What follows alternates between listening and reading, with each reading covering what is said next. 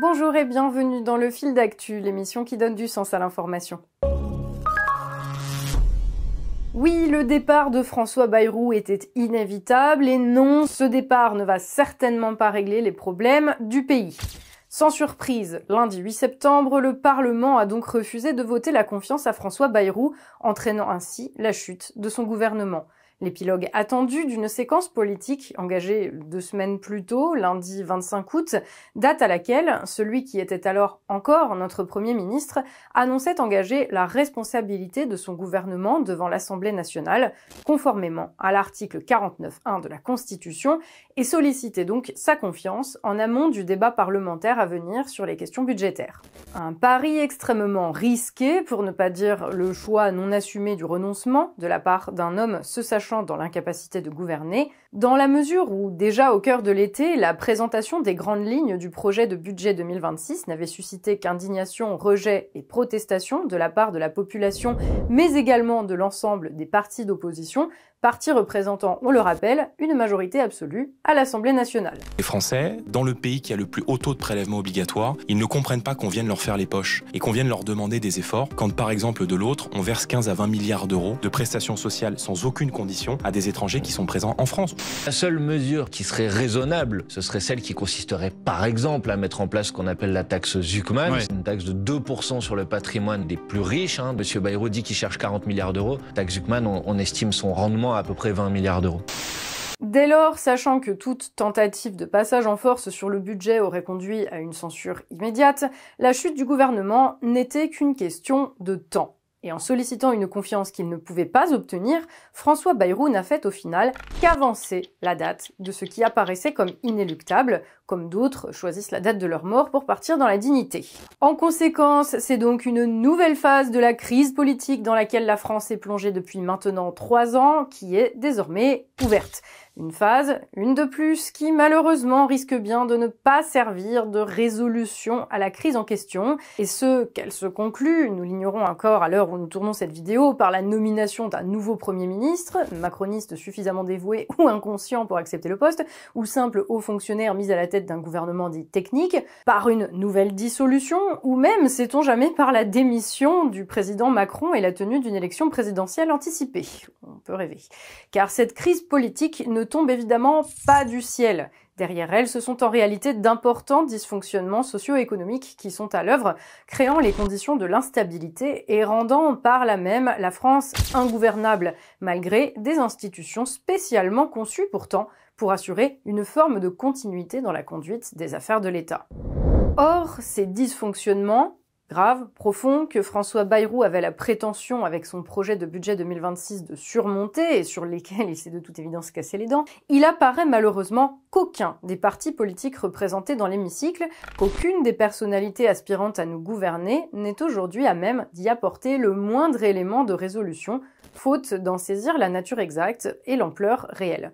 Alors pourquoi, fondamentalement, François Bayrou s'est-il retrouvé acculé à la démission? Quel est exactement le piège dans lequel notre pays est aujourd'hui pris et qui semble ne lui laisser aucune échappatoire? Sommes-nous véritablement condamnés à une instabilité permanente, venant à son tour nourrir une dépression économique et sociale qui inéluctablement finira par nous emporter tous? C'est ce que nous allons tenter de comprendre ensemble dans cette vidéo. Mais d'abord, nous prenons juste quelques instants pour vous rappeler que le Fil d'Actu est un média 100% indépendant qui vit uniquement du soutien de son public. Vous. Donc si après nous avoir écoutés, vous jugez notre travail pertinent, nous vous inviterons à contribuer à hauteur de quelques euros par mois à son financement via notre page de financement participatif Tipeee, dont le lien se trouve dès maintenant en description, juste sous cette vidéo. Si vous voulez en savoir plus, on vous donne tous les détails en fin d'émission, mais avant cela, place à l'analyse et place à la réflexion. Notre pronostic vital est engagé. Depuis 51 ans, tous les ans, les dépenses s'accroissent, les déficits se répètent et les dettes s'accumulent. Mesdames et messieurs les députés, vous avez le pouvoir de renverser le gouvernement, mais vous n'avez pas le pouvoir d'effacer le réel. Le réel demeurera inexorable. L'Assemblée nationale n'a pas approuvé la déclaration de politique générale. Conformément à l'article 50 de la Constitution, le Premier ministre doit remettre au Président de la République la démission du gouvernement. 2 jours fériés supprimés pour l'ensemble des travailleurs français, des milliers d'emplois en moins dans la fonction publique, une moindre prise en charge des dépenses de santé, la baisse nette, une fois prise en compte l'inflation, des moyens attribués aux principaux ministères, la fameuse année blanche évoquée sans plus d'explications dans les médias, ou encore l'instauration de nouvelles taxes, comme par exemple sur les colis.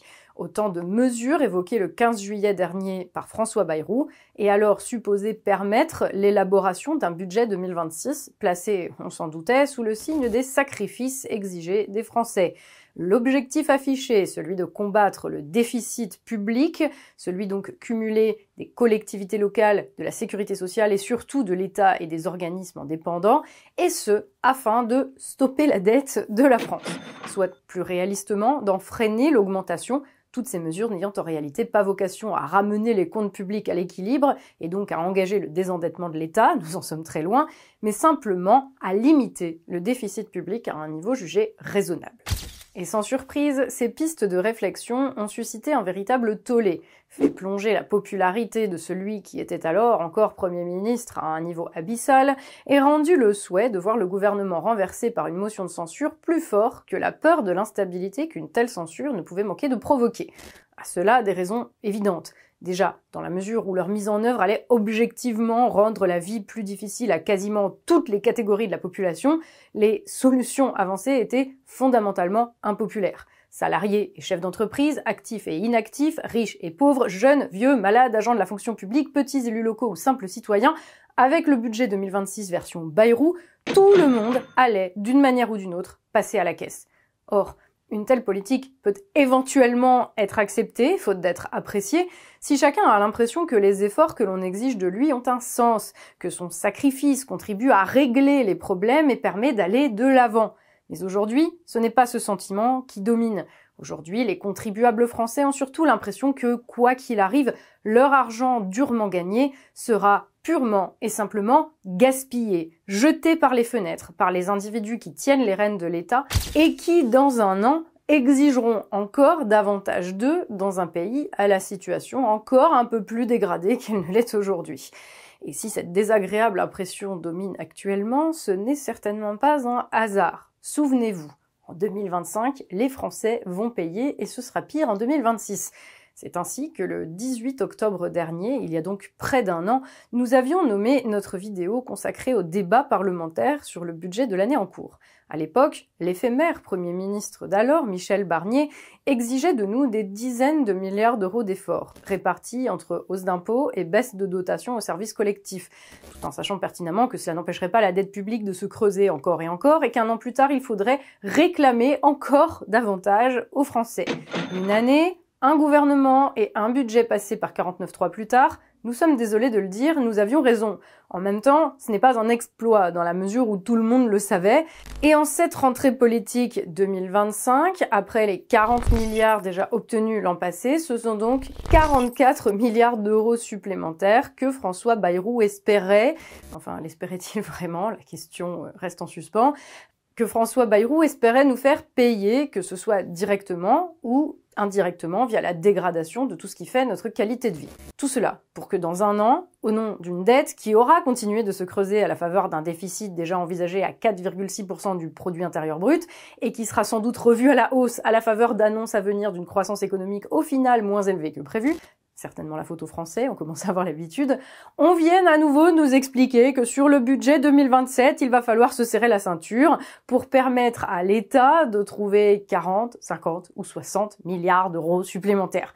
Le même scénario, encore et encore et encore, où chaque année, nous payons un petit peu plus cher pour des services publics toujours plus dégradés, pour un État qui ne remplit clairement plus, ou à minima de moins en moins, sa part du contrat, et avec toujours plus l'impression de n'être que les pigeons d'une gigantesque affaire d'escroquerie en bande organisée.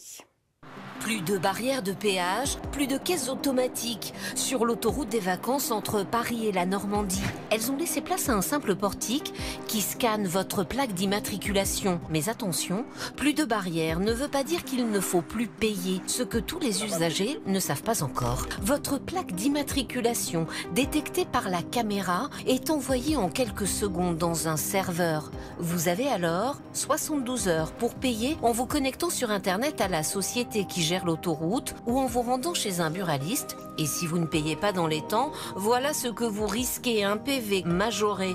Des automobilistes mal informés se sont fait piéger. En plus du péage, il leur a été réclamé 10 € de plus par portique franchi. Ce péage, dit en flux libre, devrait se généraliser en France dans les prochaines années. Son but premier, c'est de fluidifier le trafic, notamment les jours de forte affluence. Conséquence logique, à un moment donné, la colère qui résulte de cette impression prend de l'ampleur. Deux cas de figure se présentent alors. S'il existe dans le pays une force politique à même d'offrir un débouché à cette colère en proposant un projet suscitant l'adhésion d'une majorité, dans ce cas, le changement peut arriver très vite. Dans le cas contraire, la situation peut continuer de pourrir pendant très longtemps et le pays rester ingouvernable. Après Michel Barnier l'an dernier, c'est donc désormais François Bayrou qui a fait les frais d'une telle situation, où même si les partis d'opposition en présence, pour faire simple, France Insoumise et Rassemblement National, puisque les autres se cantonnent à faire de la figuration, bref, aucun de ces partis d'opposition n'est en capacité de gouverner du fait de bases sociales trop réduites et d'ailleurs du fait qu'ils passent leur temps à se neutraliser mutuellement, ils n'en sont pas moins tenus à chaque vote important de faire obstacle au gouvernement constitué, ne serait-ce qu'afin de satisfaire leur base électorale, de ne pas apparaître comme complices de politiques massivement rejetées et in fine de continuer à exister, à minima en tant que force d'opposition, à défaut d'incarner une issue sérieuse pour le pays. Sur le projet de budget 2026, si le débat parlementaire avait été mené à bien, le gouvernement aurait évidemment été censuré à son terme, après tentative de passage en force, par 49.3. En demandant la confiance, François Bayrou n'a donc fait qu'avancer de quelques mois la date de sa chute inévitable. Mais inévitable, cette chute l'était-elle réellement? Après tout, notre désormais ex-premier ministre n'aurait-il pas pu tout simplement proposer un meilleur budget pour la France? Un budget qui aurait globalement satisfait les Français et contraint par là même les partis d'opposition à en accepter les grandes lignes. Le problème ici, c'est que la marge de manœuvre dont disposait François Bayrou était en fait particulièrement étroite. D'ailleurs, assez ironiquement, on peut se demander si ceux qui, lundi 8 septembre, ont voté sa mort politique et n'ont pas eu en amont de mots assez durs à son égard, auraient réellement pu faire mieux que lui et proposeraient demain un projet de budget plus satisfaisant s'ils étaient appelés à prendre sa place. Et si nous disons cela, ce n'est pas tant évidemment pour dédouaner François Bayrou ou tenter de justifier ses choix, car François Bayrou est totalement responsable de ses actes et son projet de budget était absolument catastrophique, que pour souligner à quel point la France est aujourd'hui contrainte, limitée dans ses choix économiques, engluée dans un piège dont il est particulièrement difficile de s'extraire, et ce, y compris avec la meilleure volonté du monde, volonté dont M. Bayrou n'était clairement pas pourvu. Ce piège, vous l'aurez peut-être compris, c'est celui de la dette publique. Un piège dont tout le monde, politique, journalistes, experts en tout genre et de tous bords, nous parle à longueur de journée, mais sans jamais sembler en comprendre la signification profonde ni les implications réelles. C'est ce que nous allons désormais tenter de faire. Alors, commençons par les faits. Depuis maintenant tout juste 50 ans, ça a en effet commencé en 1975, la France est en situation de déficit public constant. Cela signifie que depuis 50 ans, chaque année, nos APU, ou administrations publiques, soit l'État, les organismes qui lui sont rattachés, les collectivités locales et les administrations de sécurité sociale, tout cela, dépensent plus d'argent qu'elles n'en perçoivent via les moyens normaux que représentent les taxes, impôts et cotisations sociales. Pour pouvoir continuer de se financer, ces APU, et notamment l'État central dont le déficit représente la plus grande partie du déficit public total, sont contraintes chaque année d'emprunter, et donc de s'endetter.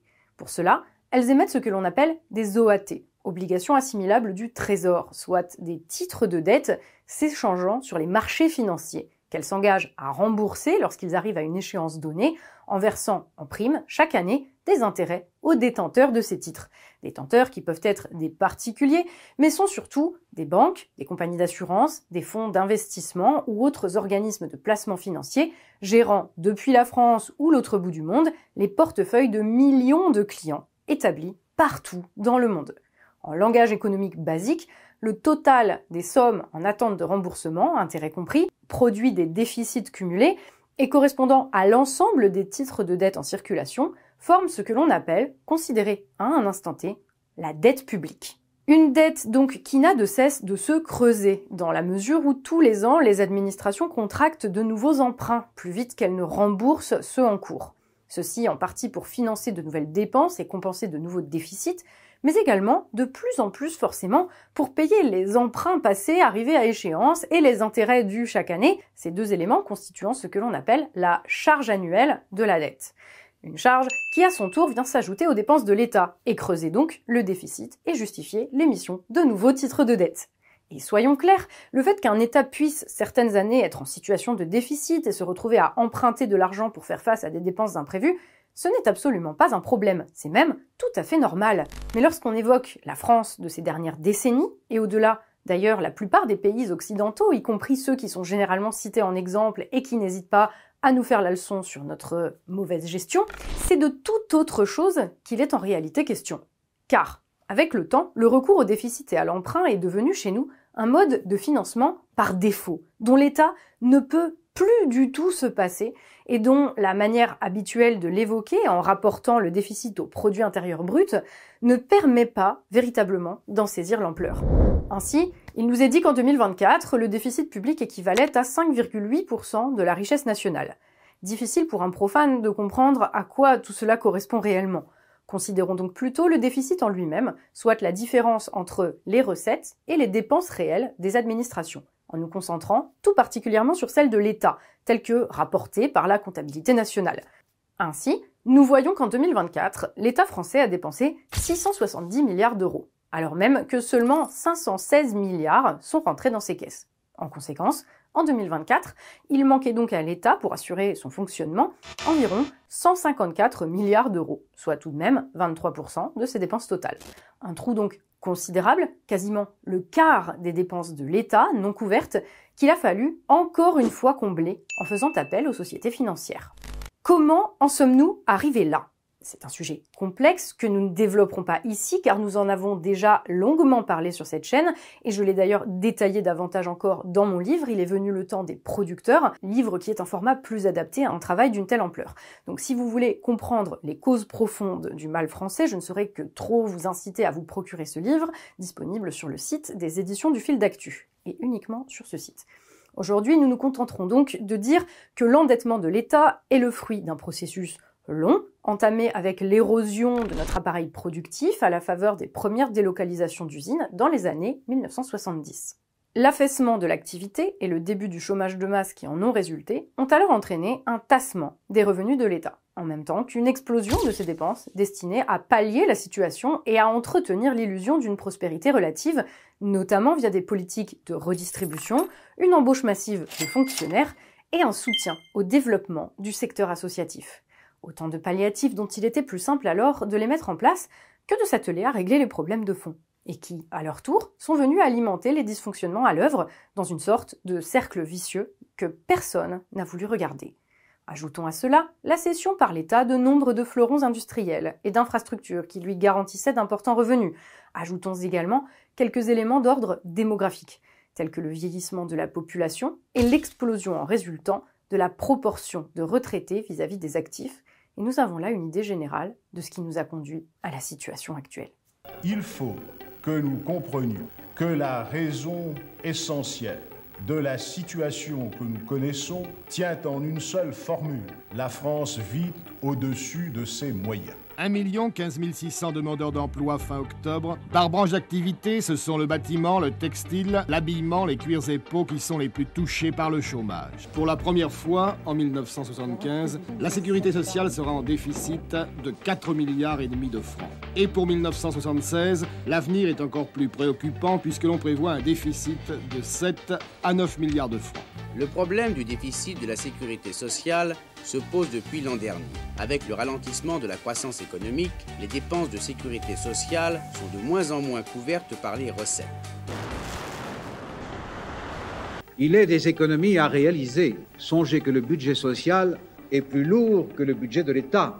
Et dans le cadre du réajustement De la solidarité économique européenne, M. Delors a confirmé par ailleurs que la France utiliserait les facilités d'emprunt prévues par les mécanismes communautaires. Il a fallu donner la primauté à la rigueur et s'adapter d'une manière plus étroite à l'environnement international. Triste statistique de l'OCDE, elle prévoit 35 millions de chômeurs à la fin de 84 dans les 24 pays les plus industrialisés du monde. La France ne serait pas épargnée avec 2 450 000 chômeurs à la fin de cette même année 84.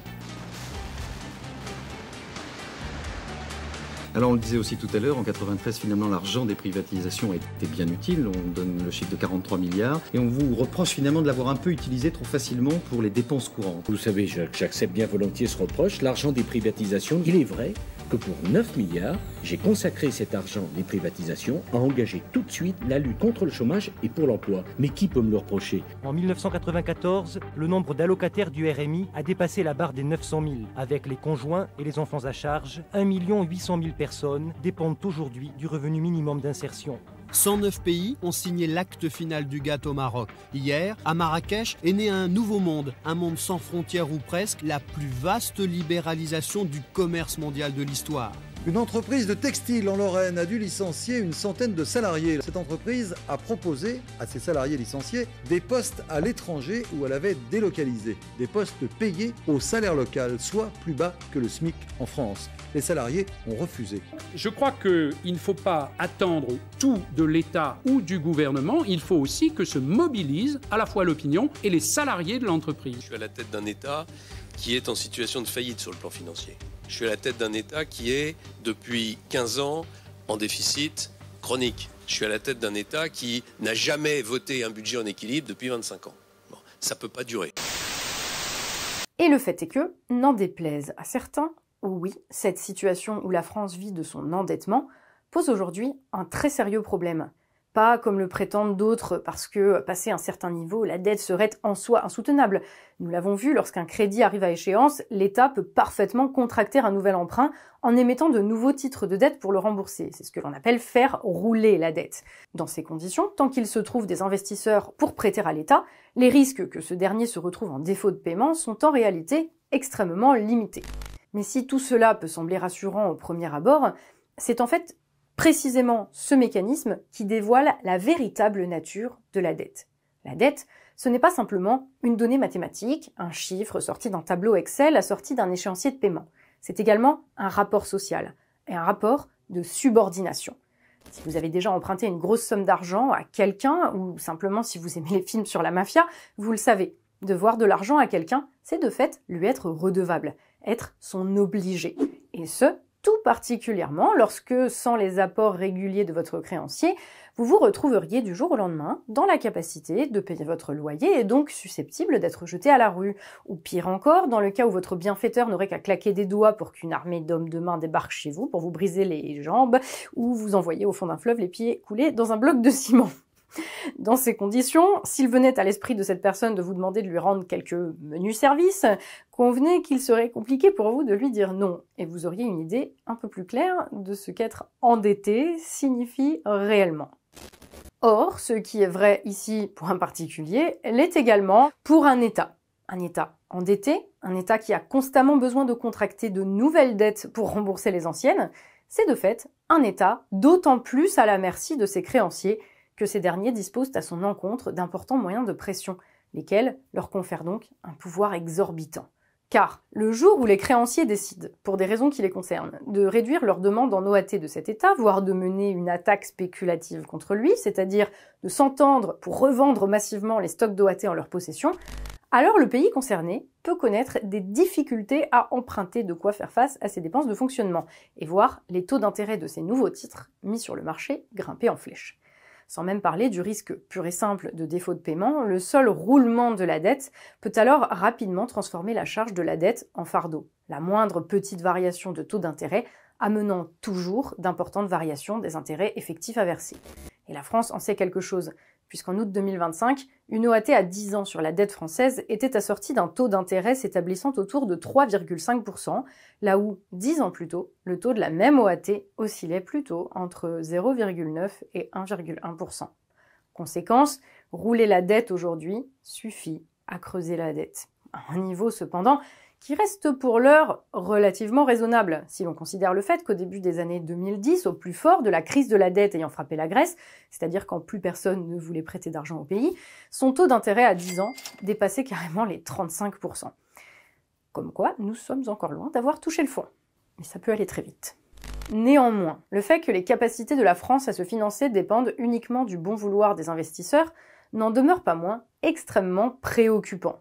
Tout simplement parce que dans ces conditions, les politiques supposées décider au nom du peuple des grandes orientations du pays n'en sont pas en réalité les véritables maîtres. De fait, dans un pays accro à l'emprunt, ceux qui détiennent le vrai pouvoir, ce sont ceux qui détiennent la dette, ceux qui prêtent à l'État les moyens de faire face à ses dépenses et qui ont la possibilité à tout moment de couper le robinet des liquidités et de provoquer son effondrement.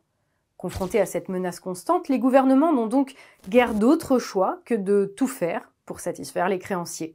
Et donc, on le comprend aisément, de veiller à ne jamais mener, quand bien même il se serait fait élire sur une toute autre promesse, de politique allant à l'encontre des intérêts de ces mêmes créanciers. Mais alors justement, les intérêts des créanciers d'un pays comme la France, quels sont-ils ? Il y a bien sûr ce qui est le plus évident, les montants versés chaque année par l'État au titre des intérêts de la dette. Pour autant, aussi étonnant que cela puisse paraître, là n'est pas le principal enjeu pour les détenteurs d'OAT. En effet, pour un investisseur, le principal attrait des obligations d'État, ce n'est pas leur rentabilité, souvent bien moindre que celle espérée lorsqu'on pratique l'achat et la revente d'actions ou de produits financiers plus complexes. L'intérêt des OAT, c'est avant tout qu'elles représentent un placement particulièrement sûr, qu'elles constituent pour les compagnies financières un parfait matelas de sécurité, en complément à d'autres placements plus risqués mais plus rentables. C'est donc une garantie bien utile pour sauver la mise le jour où les bourses s'effondrent. C'est pour cette raison que les obligations d'État demeurent particulièrement prisées, et ce, indépendamment du taux en vigueur au moment de leur émission. Ce qui implique également autre chose, à savoir que les investisseurs, les banques d'affaires, les fonds de pension, les compagnies d'assurance et autres gestionnaires de portefeuille ont besoin, pour sécuriser leurs investissements et assurer la rentabilité du capital, que les États émettent constamment de nouvelles OAT, qu'ils se doivent de posséder en quantité d'autant plus importante que grandit la masse totale de capital financier en circulation. Dit plus simplement, les investisseurs ont intérêt à ce que les États s'endettent toujours plus, de manière à pouvoir leur prêter toujours plus, et ainsi protéger leurs autres investissements toujours plus importants. Investissements d'ailleurs dont la rentabilité reste le principal enjeu pour les investisseurs, ce qui signifie qu'en plus d'avoir besoin que les États leur empruntent de l'argent, ils ont également tout intérêt à ce que ces mêmes États mettent en place les conditions de cette rentabilité, soit qu'ils lèvent toutes les contraintes à la libre circulation des capitaux, de manière à ce que ces derniers puissent être investis là où les coûts de production seront les moins élevés, qu'ils suppriment toute entrave au libre-échange et à la délocalisation des emplois jusqu'ici occupés par des Français en Asie ou en Europe de l'Est, et qu'ils bradent tous les secteurs d'activité potentiellement rentables, y compris ceux qui représentent un intérêt stratégique pour la nation. Bref, les investisseurs ont un intérêt majeur à ce qu'un pays comme la France pousse toujours plus loin les transformations économiques structurelles qui précisément ont été engagées ces dernières décennies et qui nous ont précisément menés à la situation que nous connaissons aujourd'hui, où les moyens de production de richesse ont quitté le territoire, où les ressources de l'État se sont taries, et où le recours systématique à la redistribution a remplacé l'activité. Ce qui, pour les investisseurs, tombe parfaitement bien, puisque notre État n'a alors d'autre choix que de s'endetter un peu plus chaque année auprès d'eux. Ainsi, la boucle se trouve bouclée. Plus la France se vide de ses richesses, et plus elle a besoin d'emprunter. Et plus elle emprunte, et plus elle se trouve sous la coupe de ceux qui ont intérêt à la vider de ses richesses. Une aubaine pour les entités financières, mais pour la France, on le voit, un piège mortel, dont s'extraire semble particulièrement compliqué. Car si demain nous décidions, souverainement, de mener à nouveau des politiques visant à produire de la richesse, en remettant en cause, par exemple au hasard, les traités de libre-échange ayant favorisé la destruction de notre industrie et achevant en ce moment même de tuer notre agriculture, nul doute que les marchés financiers nous feraient aussitôt payer cette décision, en spéculant massivement contre notre dette, afin de nous étouffer sous les taux d'intérêt, nous forçant ainsi à rentrer dans le droit chemin. Et plus globalement, le fait est que tant que la France vivra dans une situation de déficit constant, tant qu'elle aura besoin en permanence que les sociétés financières internationales épongent les dépenses de notre État, alors nous vivrons sous cette menace. Nous serons condamnés à être les esclaves de ces sociétés et nos dirigeants politiques n'auront d'autre choix que de mener toujours plus loin les mêmes politiques qui depuis 50 ans nous tuent à petit feu et menacent aujourd'hui de nous emporter pour de bon. Bien sûr, à ce stade, on comprend qu'une autre voie existe et qu'il est sans doute même vital de l'emprunter, sans mauvais jeu de mots. Il s'agirait d'engager au plus vite la rupture nécessaire avec toutes les politiques ayant mené le pays à la crise, de transformer en profondeur notre modèle économique afin de bâtir un nouvel appareil productif. Et en parallèle de cela, de stopper net le besoin pour l'État de se financer sur les marchés, en ramenant le budget à un équilibre que nous n'avons plus connu depuis 1974. Mais tout cela implique des changements tellement profonds, tellement radicaux, avec un tel impact immédiat sur la conduite du pays et sur la vie des gens, qu'absolument aucun politique, aucun intellectuel, aucun journaliste, même parmi ceux qui ne seraient pas directement au service de la finance, n'ose ne serait-ce qu'envisager une telle solution, sans même parler de réfléchir aux détails pratiques de sa mise en œuvre. Dès lors, tous en sont réduits à accepter le piège de la dette et à ne concevoir la politique que comme un moyen de continuer les choses comme avant, avec toujours moins de richesses à partager, toujours plus de dépenses à engager et toujours plus de dettes à faire rouler, chacun ne se distinguant concrètement de l'autre que par la catégorie de la population qu'il choisira de faire passer à la caisse en priorité, de manière à ne pas trop froisser sa base électorale, en sachant que de toute façon tout le monde finira par payer d'une manière ou d'une autre, pour permettre à la finance de recevoir son dû. Épisodiquement, les uns et les autres nous feront part d'une solution miracle pour maintenir le déficit sous contrôle, en prétendant qu'il suffirait de faire payer davantage les riches, quoi que ça veuille dire, ou de limiter l'immigration, ce qui, dans un cas comme dans l'autre, peut tout à fait s'entendre, mais ne suffit certainement pas à résoudre le problème posé. Nous expliquerons comment il s'y prendrait pour trouver des milliards en tronçonnant l'État, sans même comprendre que ce faisant, il ne ferait qu'abandonner le traitement palliatif que le système s'est lui-même trouvé pour masquer des défaillances structurelles dont ils n'ont absolument aucune conscience. Ou bien ils feront les fiers à bras en prétendant qu'il suffirait de ne pas payer la dette, mais sans jamais nous expliquer comment ils comptent réellement réaliser un tel exploit, sinon par une de ces solutions miracles déjà évoquées ci-avant. Mais au final, chacun, à la fin, rentrera dans le rang. Et s'il arrive au pouvoir à la faveur de l'instabilité actuelle, ce qui est possible, il continuera l'œuvre de destruction de l'appareil productif engagé par ses prédécesseurs. Et en parallèle, il viendra à son tour nous présenter un budget en déficit, mais avec quelques dizaines de milliards d'économies, trouvées à droite ou à gauche, sans la moindre cohérence, sans la moindre vision, sans la moindre perspective, sinon celle de recommencer à nouveau un an plus tard, dans un pays un peu plus pauvre, un peu plus fracturé, et un peu plus instable politiquement. Alors après Bayrou, à qui le tour? Dans tous les cas, soyons assurés que les vrais décideurs ne sont pas à Matignon et que tant qu'ils seront à la manœuvre, la crise dont nous ne subissons actuellement que les premiers effets ne risque malheureusement pas de se résorber. Voilà, le fil d'actu, c'est tout pour aujourd'hui. Merci d'avoir été avec nous. On espère que cette vidéo, à défaut de vous promettre des perspectives réjouissantes, vous aura aidé à mieux cerner l'ampleur des problèmes de fond auxquels la France est aujourd'hui confrontée et que le traitement médiatique d'ensemble des événements politiques de ces derniers jours contribue comme d'habitude à masquer. Si notre tentative d'y voir plus clair ensemble vous a semblé digne d'intérêt, nous vous invitons bien sûr à partager autant que vous le pouvez cette vidéo autour de vous et à faire connaître nos analyses et nos contenus à votre entourage. Surtout, si vous appréciez notre travail, si vous trouvez qu'il représente une contribution positive au débat public, alors nous vous proposons de le soutenir, vous aussi, via notre page sur la plateforme de financement participatif Tipeee, dont le lien se trouve en description sous cette vidéo et s'affiche en ce moment même quelque part sur votre écran. Nous allons être parfaitement honnêtes avec vous, comme nous vous l'expliquions rapidement en début d'émission, le fil d'actu, c'est un média 100% et réellement indépendant, ce qui signifie que nous ne bénéficions d'absolument aucune aide, ni publique ni privée. Nous ne touchons aucune subvention, que ce soit aide à la presse ou à la création vidéo. Nous n'en demandons d'ailleurs absolument aucune. Nous n'avons non plus derrière nous aucune fondation, aucun mécène, aucun organisme dont nous serions chargés de faire passer l'agenda politique.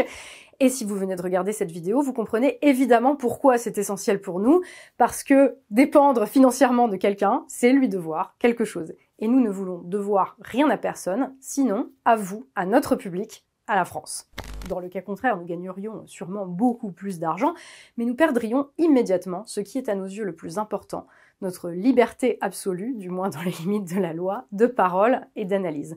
Notre souveraineté, quelque part. Aujourd'hui, le fil d'actu est un média libre et souverain, libre de développer comme il l'entend ses réflexions sans avoir de compte à rendre à des puissances politiques ou financières. Et cette chance que nous avons, c'est à notre public que nous la devons, et tout particulièrement à nos tipeurs, à tous ceux qui, pour certains depuis des années maintenant, permettent à la chaîne du Fil d'Actu de porter cette voix que vous n'entendez absolument nulle part ailleurs.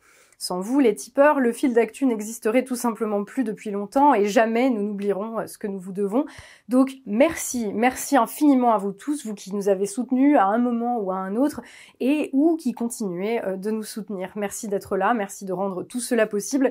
Et pour tous ceux qui à l'heure actuelle ne sont pas encore tipeurs du Fil d'Actu mais souhaiteraient à leur tour apporter leur pierre à l'édifice, il vous est donc possible de le faire maintenant. Il vous suffit pour cela de cliquer sur le lien sous cette vidéo vers notre page Tipeee, une plateforme de financement participatif 100% sécurisée, de choisir le montant de votre soutien en fonction de vos moyens, quelques euros suffisent, de voir si vous souhaitez apporter une contribution unique ou mensualisée, et de vous laisser tout simplement guider par la plateforme. Vous rejoindrez ainsi, vous aussi, la communauté des tipeurs du Fil d'Actu. On vous dit merci d'avance et bienvenue dans cette belle aventure. Par ailleurs, je rappelle à tous ceux que cela intéresserait que mon livre Il est venu le temps des producteurs est disponible à la vente sur le site des éditions du Fil d'Actu et uniquement sur le site des éditions du Fil d'Actu.